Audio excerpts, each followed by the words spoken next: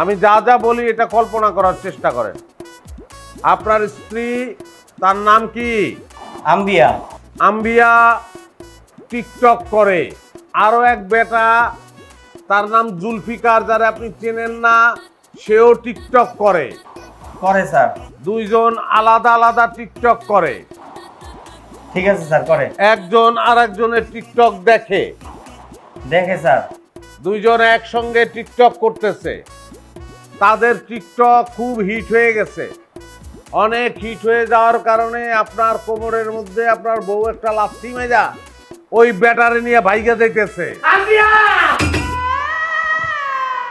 Sir আম্বিয়া? কুল। টিকটকের কারণে আম্বিয়া পুরু তার এক বেটার লগে জি স্যার। অসুস্থ বিনোদন। এইটার ভিতরে ঢোকা যাবে না। এই যে আমার স্ত্রী, সেও টিকটক করতো, হ্যাঁ, সেও আর এক বেটার সঙ্গে যাওয়া রওনা দিছিল প্রায়। আমি তারে কিন্তু ওই জায়গা থেকে ফিরে নিয়ে আসি। এগুলো তুমি কি কইতাছো? মাথা ঠিক আছে তোমার? এটা ব্যবসা।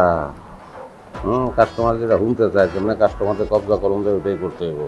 হ্যাঁ, তুমি বলো। হ হ ভাই, যা শুনতেছেন একদম সত্যি কথা শুনতেছেন।